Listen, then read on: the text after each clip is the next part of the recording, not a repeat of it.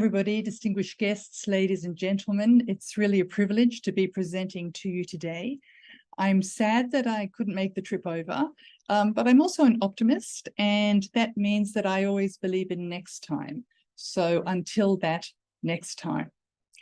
Meanwhile, what I've said I'd talk to you about today is something with the title, Through the Looking Glass, Why the Mediation Ecosystem Matters.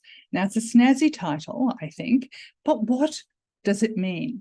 Some of you might remember or might have even read Lewis Carroll's very famous book, Alice in Wonderland, or the sequel, which is called Through the Looking Glass and What Alice Found There, written in, the sequel was written in 1871 and translated into many languages.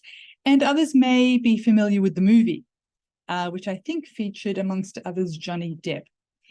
In any event, in these stories, Alice steps into a magical wonderland. And well, it's a magical world, at least, where everything is different from the world she knows. And she questions her assumptions of reality.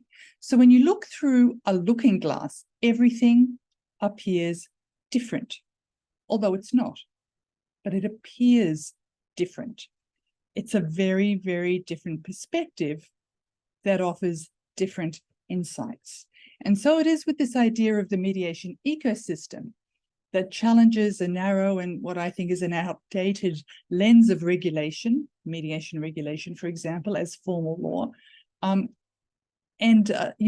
lens of, I guess, formal law, mainly legislative provisions, that has really dominated, I think, the mediation, international mediation discourse on regulation for a long time.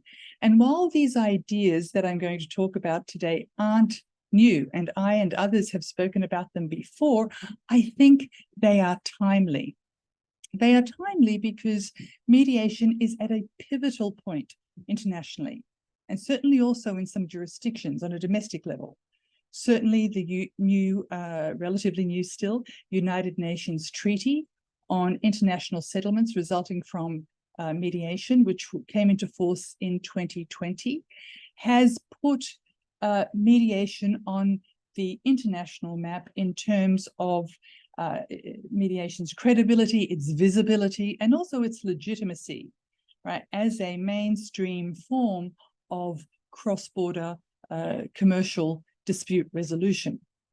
And that has also, I think, had an impact on mediation in domestic settings, as in national, local settings, and mediation in a number of different fields, including investor-state mediation. I think there's been an enormous, a lot of interest and activity in Working Group 3 at UNCITRAL, talking about investor-state reform, and mediation is one of those topics, and certainly at ICSID also. And I think the Singapore Convention, that's one example, I think, of the type of visibility that mediation has gained since then. And I think many in the arbitration community who may not have previously been so interested in mediation are now getting more and more involved. And that's always an interesting sign. And I say that with a smile to any arbitrators in the audience today. So my aim is to connect the dots in a way that offer each of you, hopefully, at least one insight, one new insight, or get you to ask yourself one new question. So now that we understand Wonderland and we understand looking glasses, we are going straight to the circus. So who has ever been to the circus? You can raise your hand, although I won't see it. If you've been to the circus, or seen circus performers on TV or in a movie, you might have seen a high wire artist, right? Or a tightrope walker, walking across a high wire, also known as a tightrope. Maybe something like this.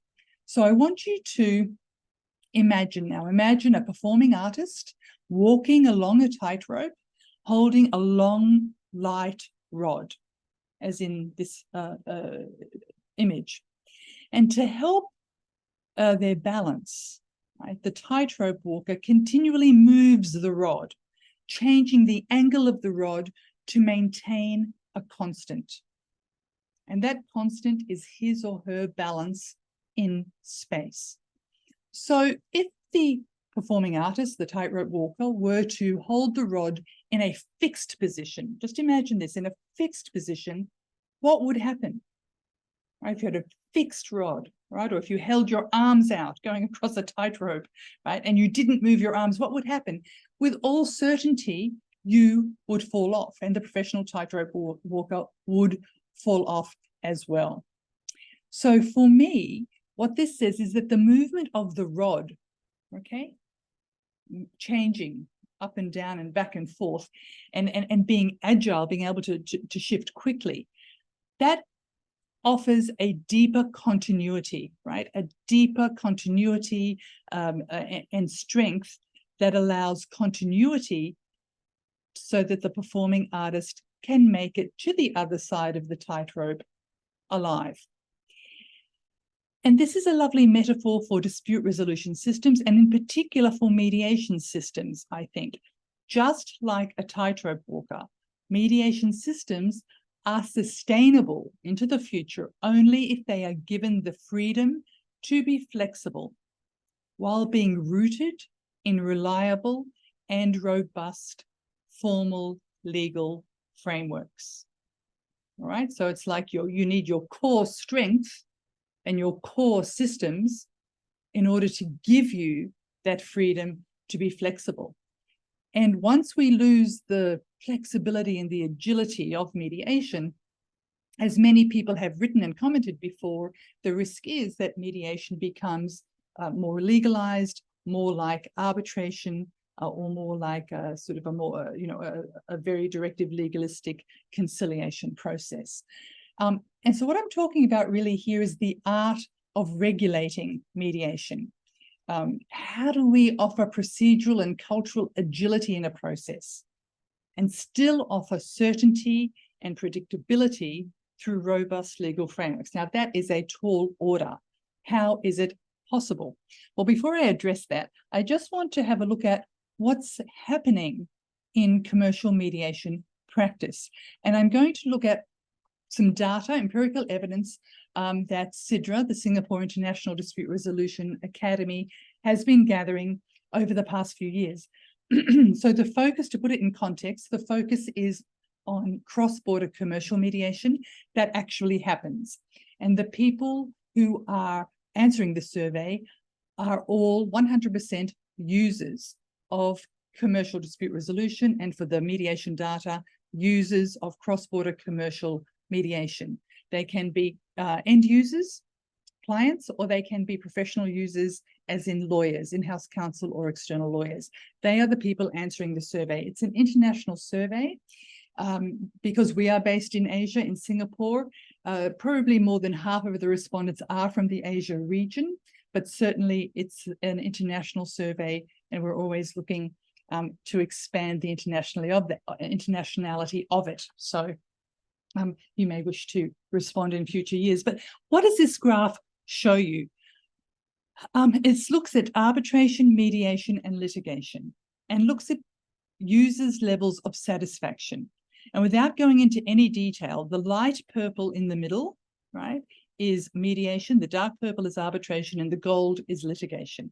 And just looking across, what you might notice is that the light purple is sort of fairly high all the way across. So comparatively, compared to other dispute resolution systems and mechanisms, there's a relatively high level of satisfaction. Where there are seems to be lower with direct enforceability and finality, because of course you may not reach an agreement in mediation, that's also parallel to the expectation. So the expectations around direct enforceability have been low over the past few years. That may change in coming years with the Singapore Convention. And the expectations around finality are lower as well. So the expectations seem to be matching the experience, and overall satisfaction is high.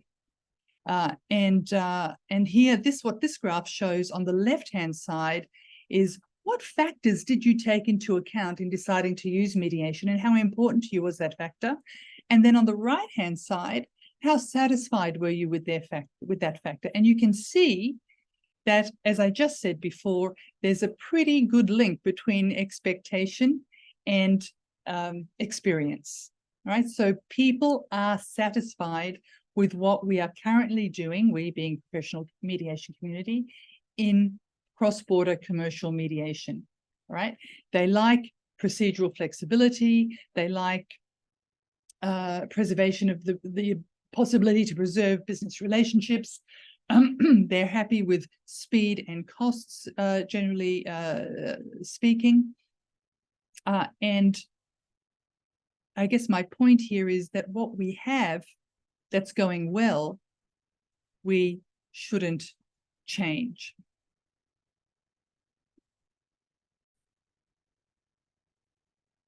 And so this takes me back to our tightrope, our high wire artist. And you think of the tightrope, the tension in the tightrope, as the tension between the pull of diversity, flexibility, innovation on one end, and the pull of consistency, robustness, predictability, certainty on the other end. That tension is, I guess, the core of what being able to manage, promote, and regulate mediation is about. You need that tension. You don't ever want it to be resolved. The tension is good, right? It's about how we keep balancing that tension. And I think it really helps to think about mediation as a system, as a mechanism that operates within an ecosystem, rather than a process that needs to be regulated or not. Because if we think about the system, we can think about how the different aspects of this ecosystem can be managed so that we can navigate this tension well. Because it's a living tension and it's a living ecosystem. So we will never be at the end of the journey, right? You know that saying, it is the journey. Well, the ecosystem is a perfect example of that. So where I want to go now is to look at what the important points would be for making a framework for a mediation ecosystem. And I think you can think about your own jurisdiction as I talk through these 5 points, and think about, you know, where you're at, where you could still go. And one of the, I guess, the key things is that, you know, this never stops. It's always about reviewing and adapting and developing, and always re-looking at each of these 5 points. So the first point is to have a comprehensive law or set of laws or legal framework for mediation. And that does not mean necessarily a whole legislative framework, all right? If you think about all of the people who are involved in mediation, and that means all of you, mediation is one of those activities in life where there is a very diverse range of actors, people involved. And I will call these regulatory actors, right? If you think about the courts, if you think about judges, if you think about lawyers as gatekeepers to mediation, if you think about mediators or any dispute resolution professionals, including arbitrators, they all have an interest. We all have an interest in mediation, and many of us are very active. You think about the institutions, dispute resolution institutions, think about the litigants themselves, and various consumer groups, interest groups that have an interest in mediation. These are the regulatory actors. And because there is a very large group of diverse regulatory actors involved in mediation around the world, right, it also means that there are very different regulatory forms which shape how mediation practice develops or not. Yes, there's legislation, but there's also a whole lot of self-regulation through private contract, through institutional rules, that many of you, I'm sure, would be involved in drafting. There are, particularly in common law countries, practice guidelines and practice directions that are issued by courts and particular divisions of courts around mediation and mediation practices linked to that court. There is jurisprudence and case law about various aspects of mediation. Is a mediated settlement agreement enforceable or not? Can it be recognized? And if so, how? What about the enforceability of mediation clauses? How does confidentiality and rules about admissibility of evidence, how does that play into this? What about how mediation affects the limitation periods, right? All of these issues are issues that courts can decide upon. And then, of course, there's formal regulation, primary legislation or legislative instruments like European directives, and also secondary rules, secondary legislation, formal regulation, where formal lawmakers and also many people involved in mediation consulting are also involved in that work also. So different regulatory actors tend to work more with different regulatory forms. So we've got to look not just at the legislation, but much more broadly. And then we need to think about mediation in different ways. We need to think about, triggering. How is mediation triggered? How do we get people to the table? Now, across the world, there is more mediation practice where there are strong incentives for mediation. I personally don't love the dichotomy mandatory, voluntary, because I think it's more about what sort of incentives there are. Mandatory can mean a whole lot of things. Voluntary can mean a whole lot of different things. And there's a lot of nudging that happens in between, right? But how is mediation triggered? Through self-regulation, through mediation clauses, through practice directions, through legislation, right? What about the process? How is that managed? This is where you have your soft law, right? Process is largely managed around the world through institutional rules, through private contract. Yes, maybe there'll be some relevant legislative provisions. For example, whether a mediator can make a proposal or give a suggestion or not, or whether there are private sessions or not. Sometimes you'll find provisions like this in legislation, but by and large, this is where the flexibility kicks in. What happens in the room? So soft law is how we deal with this. Credentialing, accreditation, certification of mediators, very different approaches to this, but I think currently around the world, you'll see more uniform, nationally uniform self-regulation, which may be recognized by the legislature, although you will find very different approaches with civil law countries more likely to have a legislative framework than common law countries, but a lot of cross-fertilization here.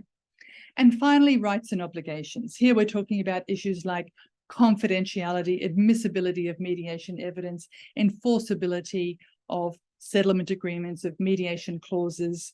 We're talking about statute of limitations, anything to do with rights and obligations. And it is here, rights and obligations, that you typically want certainty, predictability. You want to know what the rules are of confidentiality when you go in. You want to know what the legal status of your mediated settlement agreement is going to be. So this is where formal law is most helpful in mediation, right? So having a comprehensive set of legal framework which recognizes soft law and self-regulation as well as formal law allows you to be culturally and procedurally agile with the process, but still to offer consistency, predictability, and certainty around the rights and obligations of people in that process. What about number 2? Congruent laws on domestic and cross-border mediation. By this, I mean, you've really got movements now in domestic mediation throughout the world, and many of them have been around for decades, and now also a strong movement around cross-border mediation. The question each jurisdiction needs to ask itself is, what is the relationship of cross-border mediation and domestic mediation, national mediation, in the context of regulation? My personal view is it's going to be easier for users, particularly foreign users, but for users in general, to navigate your legal framework for mediation if the laws on cross-border and domestic mediation are congruent or harmonized. But it's a question to ask. Number 3, okay, and this is also so relevant to developing practice and needs to be aligned with the legal framework. Your mediation infrastructure and services. So this includes, yes, buildings and the facilities available, and technology, and the extent to which online mediation is available. So the quality of those and the ability to access those, because you can have a Rolls-Royce legal system, but if it's not easy to access quality mediation services and quality mediators, your Rolls-Royce won't be driving a lot. And with mediators, I think it's increasingly important to recognize foreign mediators within your national system. This is because in many jurisdictions, disputes involve foreigners, even if they're not cross-border disputes. And increasingly, there are cross-border commercial disputes, especially not just big business, but also small business and micro business and sole traders. And not, it can be internet trading, but also beyond that. So I think you're seeing a move towards mediation or registers of mediators, which will increasingly include foreigners. Certainly the Singapore International Mediation Centre set itself up that way from the get-go. Many jurisdictions 20 years ago or so were very focused on national mediator accreditation, and so really just focused on local mediators. But there's starting to be a recognition and a shift away from just having local mediators. And it raises, of course, a lot of questions about, mutual recognition of different credentialing systems. Number 4, the court's attitude to and relationship with mediation. This is so important. It's important now with the Singapore Convention that courts and judges understand what the Singapore Convention is, what happens when they get an international mediated settlement agreement in front of them, and what type of relief they can offer. It's equally important for domestic matters. And you'll see that courts that have more experience with mediation, for example, in court-related mediation systems, court referrals to mediation, or even mediation happening in the court, where there is more familiarity with it, courts typically are more comfortable making decisions around issues involving mediation. And this is a very key point in any mediation ecosystem. Again, the laws can be Rolls-Royce, they can be fabulous, but if the court and the judges don't know about them, right, and aren't familiar with how mediation is different from determinative dispute resolution processes like arbitration, if they're not aware of that, then that will have an implication on interpretation and the nature of the decisions to follow.